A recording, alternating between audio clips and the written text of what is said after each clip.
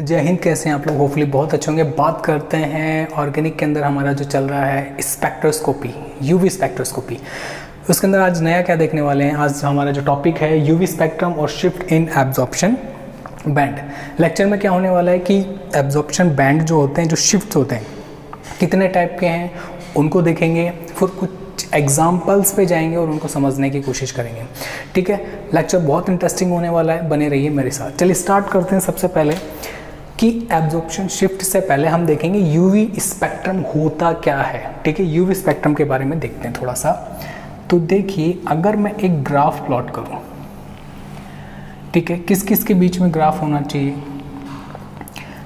Absorb, ठीक है, absorbance और लैम्डा। क्या है? एब्जॉर्बेंस और लैम्डा यानी वेवलेंथ। ओके, अगर मैं इन दोनों के बीच में ग्राफ प्लॉट करता हूं तो जो ग्राफ मेरे को बोलेगा वो किसके बारे में, वो कौन सा ग्राफ होगा? यूवी स्पेक्ट्रम होगा हमारा। वो कौन सा होगा? UV spectrum. चलिए, ये हम लास्ट क्लास में भी देख चुके हैं। अब बात करते हैं कि शिफ्ट क्या होंगे। शिफ्ट का मतलब क्या होता है? पहले तो इस वर्ड को समझते हैं कि what is the mean of shift. मान लीजिए मैं अभी यहाँ खड़ा हूँ, मैं इधर आ गया, अब मैं इधर आ गया, कभी इधर चला कभी उधर चला। शिफ्ट का मतलब होता है अपनी ओरिजिनल पोजीशन से चेंज। ओके, अब हम ग्राफ देख रहे हैं तो ग्राफ के अंदर जो हमारे ग्राफ है उसकी शिफ्टिंग को हम स्टडी करेंगे। मान लीजिए कि आपके पास में ऐसा कोई ग्राफ आया है, ठीक है, ऐसा कोई ग्राफ हमारे पास में आ गया। कैसा भी आ सकता है, पीक शार्प भी हो सकती है, ब्रॉड भी हो सकती है। ये लीजिए, हमने ले लिया ऐसी पीक। ओके, ये ग्राफ आ गया।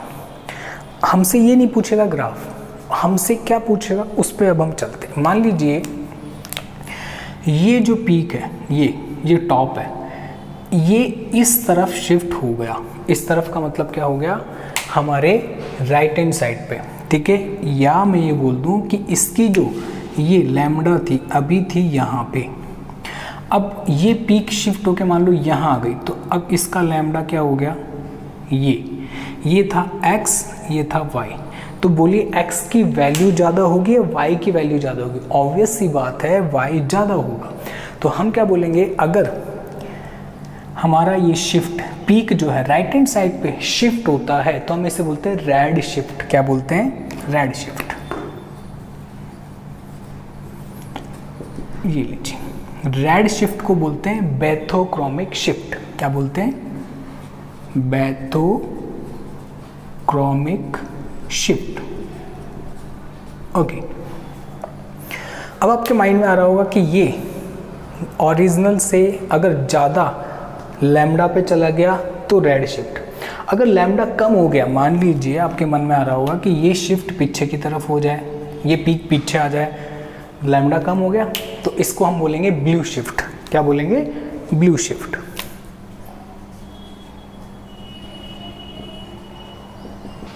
ये लीजिए, इसे बोलते हैं हिप्सोक्रोमिक शिफ्ट भी बोलते हैं। क्या बोलते हैं? Hypsochromic shift. ओके, ये लीजिए, ब्लू शिफ्ट या हिप्सोक्रोमिक शिफ्ट भी बोलते हैं। आगे चलते हैं। मान लीजिए अब एक्स एक्सिस पे तो हमारा लैम्डा था, उसको हमने कम ज़्यादा करके रेड और ब्लू शिफ्ट ले लिया। ओके, मान लीजिए एब्जॉर्बेंस के अंदर अप डाउन हो जाए, ये पीक यहाँ से ऊपर चले जाए या नीचे की तरफ आ जाए। तो मान लीजिए अगर ये नीचे की तरफ आई, ये पीक इस तरफ, तो इसे क्या बोलेंगे? और ऊपर की तरफ गए ये शिफ्ट, यानी ये पीक इतने ऊपर चले जाए यहाँ पे, तब क्या बोलेंगे? इसे तो ऊपर की तरफ जाएगा तो इसे बोलेंगे हाइपर क्रोमिक शिफ्ट। क्या बोलेंगे? Hyper chromic. और नीचे आ गया तो क्या बोलेंगे? हाइपोक्रोमिक।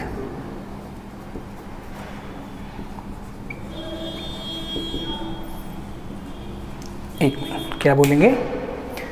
Hypochromic shift.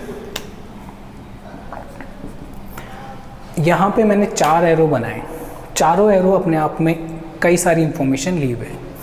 मैंने बोला अगर राइट हैंड साइड पे या लेफ्ट हैंड साइड पे, यानी इधर या इधर शिफ्ट करेगा, लैम्डा अगर ज़्यादा हो रहा है, इधर जाएगा तो लैम्डा की वैल्यू इंक्रीज होगी, क्योंकि हमने यहाँ पे लैम्डा ले रखा है, ऑब्वियस सी बात।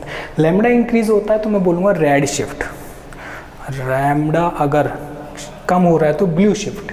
अभी क्यों बोला है ब्लू रेड, इसको एक बार समझिए। इधर ये देखा है क्या,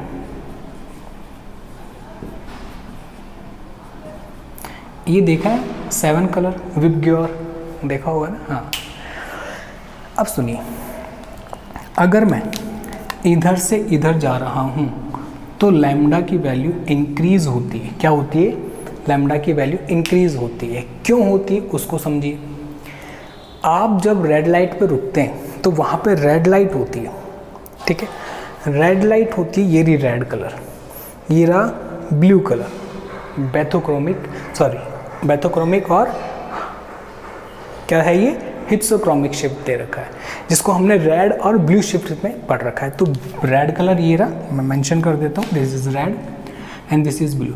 मैंने बोल रखा है इधर से इधर जाऊँगा तो लैम्डा की वैल्यू इंक्रीज होगी। तो बताइए किसका लैम्डा ज़्यादा है? रेड का। इस लैम्डा ज़्यादा का मीनिंग क्या है वो समझिए।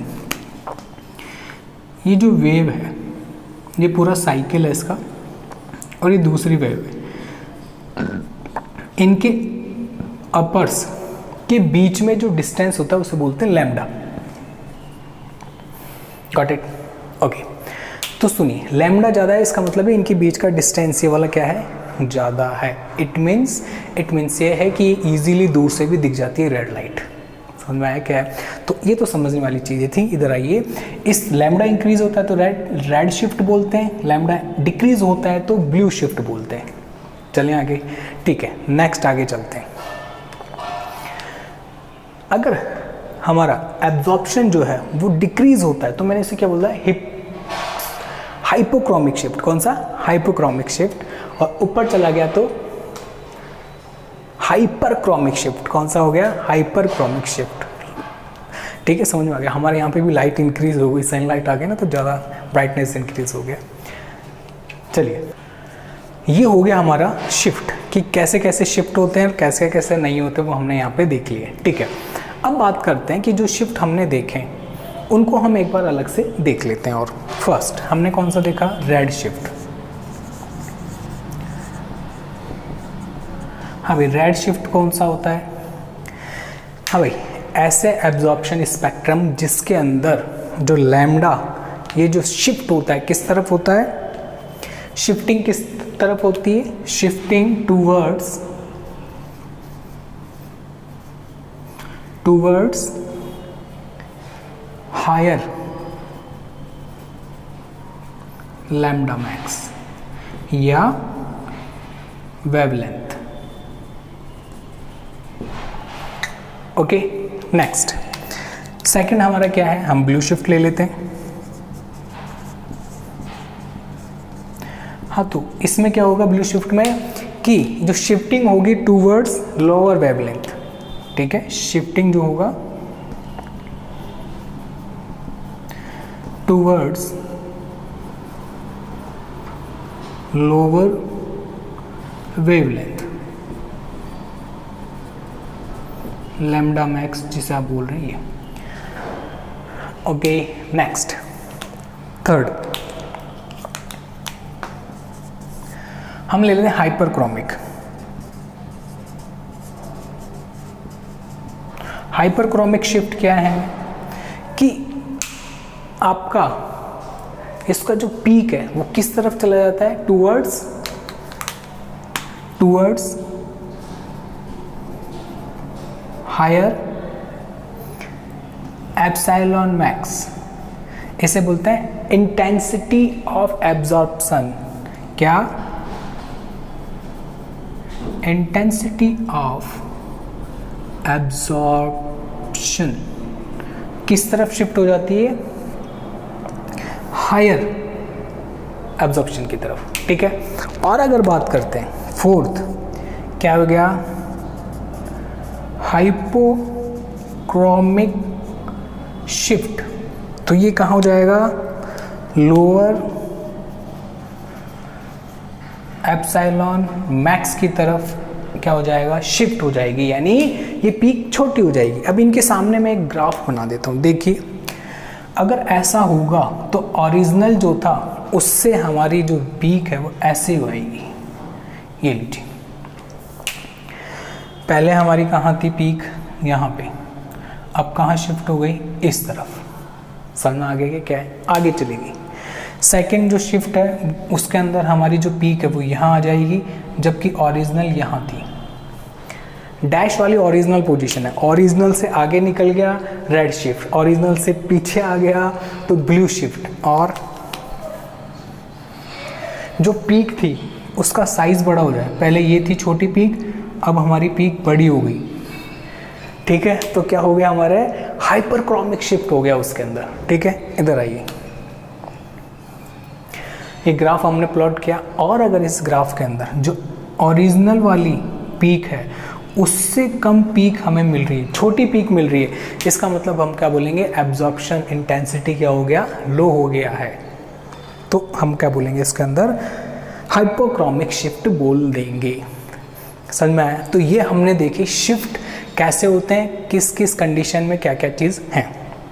अब हम कुछ एग्जाम्पल लेंगे। अब कुछ एग्जाम्पल आपका बहुत बेसब्री से इंतजार कर रहे हैं, और कौन कौन से हैं उनकी बेसब्री को अब हम क्या करते हैं, ब्रेक करते हैं। आइए, सबसे पहला एग्जाम्पल आपके सामने 1,3 डाई इन, इसके अंदर 4 कार्बन है और अल्टरनेटिव 2 डबल बॉन्ड लगे हुए हैं, आपको इजीली दिख रहा होगा, ठीक है। अब इनके नीचे, इसके नीचे मैंने इसकी लैम्डा मैक्स और ई मैक्स की वैल्यू लिखी है। अब आपके मन में आ रहा होगा कि what is the mean of the lambda max और ई मैक्स, यहाँ जिसे एप्सिलॉन मैक्स अपन बोल रहे हैं, क्या है ये। तो ध्यान रखिएगा, हर कंपाउंड जहाँ पे भी मैक्सिमम एब्जॉर्प्शन शो करता है उस वेवलेंथ को क्या बोलते हैं, लैम्डा मैक्स, और उस एब्जॉर्प्शन को हम क्या बोलेंगे, एप्सिलॉन मैक्स या ई मैक्स। चलिए यहाँ पे देखिए, एक कंपाउंड ये रहा, इसके सामने वैल्यू ये रही आपकी, ठीक है। सेकंड कंपाउंड में हमने क्या करा, कुछ चेंजेस किए और हमने क्या करा, ये मिथाइल ग्रुप लगा दिए, जेलो और जेलो, 1-2 पोजीशन पे, सॉरी 2 और 3 पोजीशन में, ठीक है। दोनों की लैम्डा मैक्स देखिए आप, लैम्डा मैक्स में डिफरेंस दिख रहा है कि कुछ, आई थिंक दिख रहा होगा, बहुत बड़ा डिफरेंस दिख रहा है। 217 से 226 आ गया है। इसका मतलब है कि जैसे ही इलेक्ट्रॉन डेंसिटी इंक्रीज हुई, मिथाइल ग्रुप क्या करेंगे, प्लस आई इफेक्ट करेंगे और इस सिस्टम में इलेक्ट्रॉन डेंसिटी इंक्रीज कर देंगे। जैसे इलेक्ट्रॉन डेंसिटी इंक्रीज हो गई, इसका लैम्डा मैक्स की वैल्यू इंक्रीज हो गई। जबकि इधर देखिए ई मैक्स, एप्सिलॉन मैक्स, ये भी इंक्रीज हो रहा है। तो ध्यान रखिएगा, इलेक्ट्रॉन डेंसिटी जैसे ही इंक्रीज होगी, ई मैक्स और लैम्डा मैक्स दोनों इंक्रीज हो जाएंगे। समझ में आई चीज़। चलिए next example, 3rd and 4 compare कीजिए दोनों को। यहाँ पे मिथाइल ग्रुप लगा, इन दोनों की लैम्डा मैक्स ये रही, देख रही है क्या। अब आप बोलोगे यहाँ पे तो आपने बोला था कि मिथाइल ग्रुप आगे इलेक्ट्रॉन डेंसिटी इंक्रीज हो गई तो इसका लैम्डा मैक्स और ई मैक्स दोनों इंक्रीज हो गए, लेकिन यहाँ पे तो उल्टा हो रहा है। क्या उल्टा हो रहा है कि यहाँ पे 250 है, यहाँ पे 237 है, जबकि यहाँ पे ज़्यादा होना चाहिए था। ऐसा नहीं है, क्यों, हमेशा एक ही रीज़न नहीं लगाएंगे हम, ठीक है। यहाँ पे मैंने X हाइड्रोजन और मिथाइल के बीच में देखिए दोनों को गोला कर रखा है और ये स्टेरिक हिंड्रेंस क्रिएट कर रहे हैं दोनों रिंग में। दोनों रिंग क्या हो रही है, यहाँ पे दोनों रिंग ऐसी है जैसे आपको दिख रही है।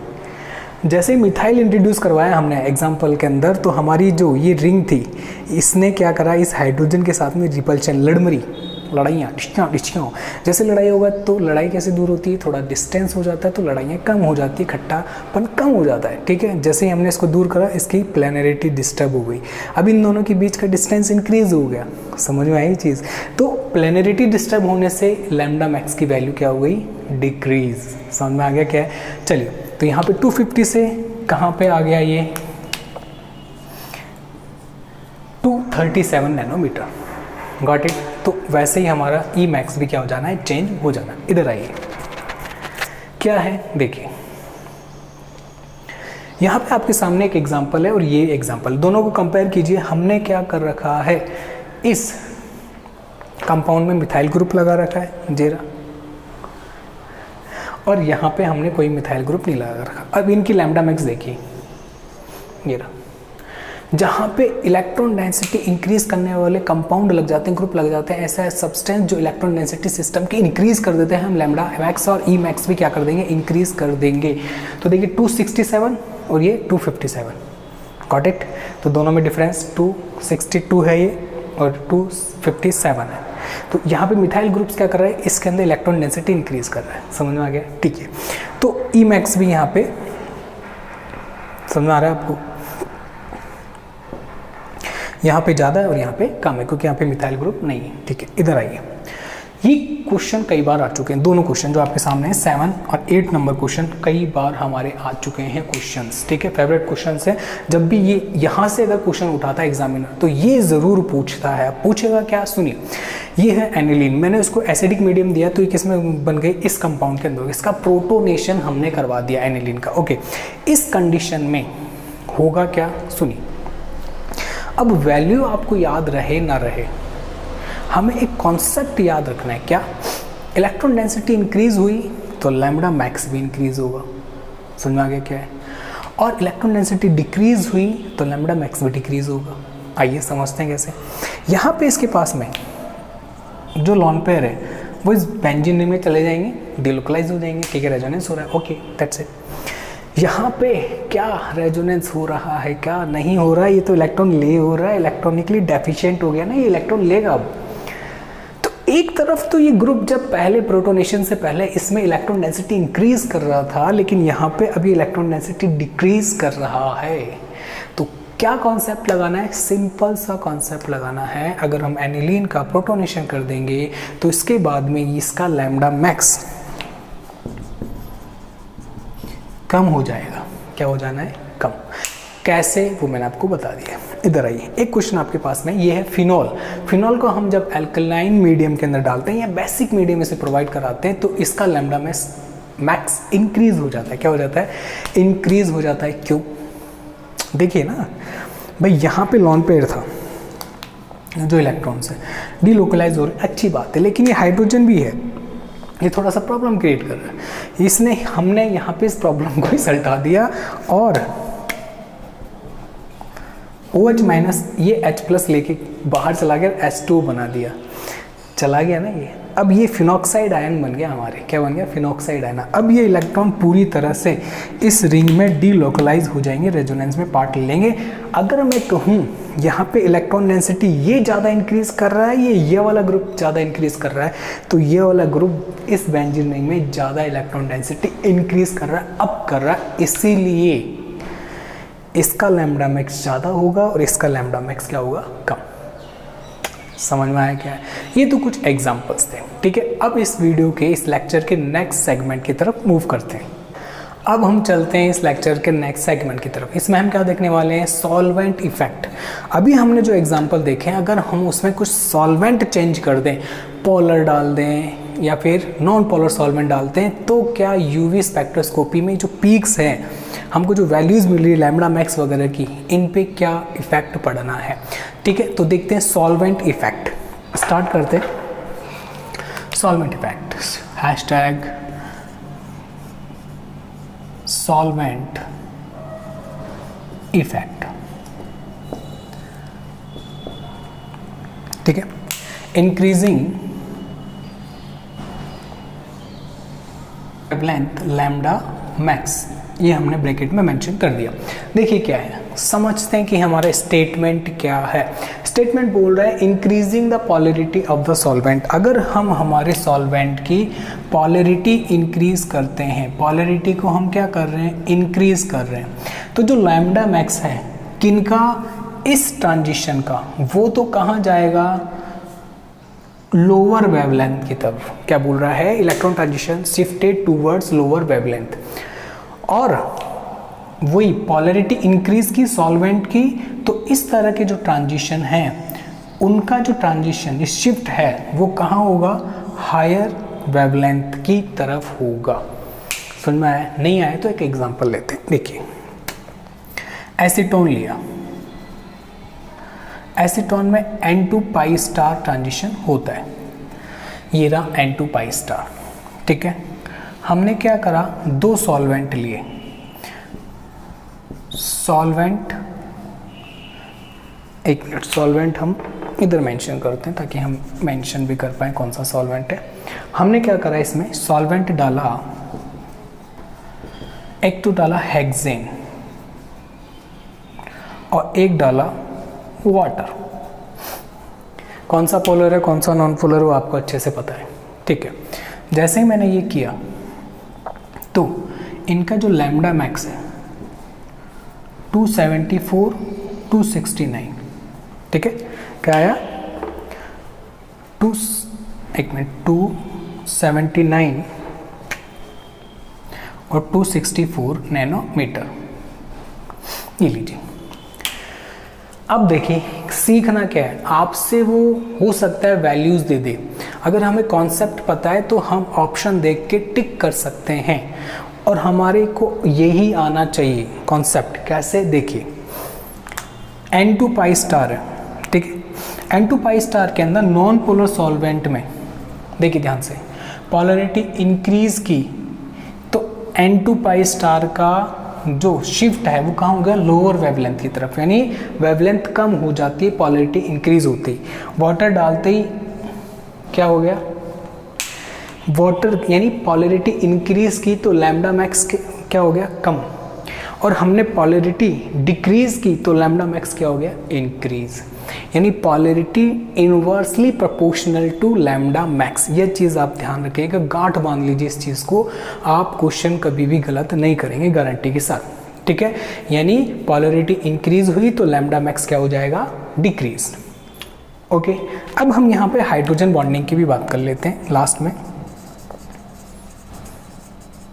हाइड्रोजन बॉन्डिंग, इस यूवी स्पेक्ट्रोस्कोपी से हम हाइड्रोजन बॉन्डिंग आइडेंटिफाई कर सकते हैं कि कहाँ पे इंट्रामॉलिक्यूलर हो रही है, कहाँ पे इंटरमॉलिक्यूलर हो रही है, ठीक है।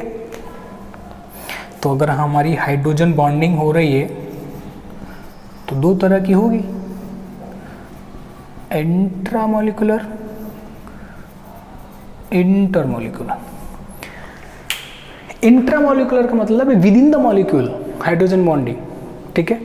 और इंटर का मतलब है एक से ज़्यादा मॉलिक्यूल्स के बीच में हाइड्रोजन बॉन्डिंग। H2O का मॉलिक्यूल H2O के साथ में बॉन्डिंग करेगा तो इंटरमॉलिक्यूलर हाइड्रोजन बॉन्डिंग, ठीक है। अब सुनिए क्या हुआ, इंटर के अंदर लैम्डा मैक्स जो है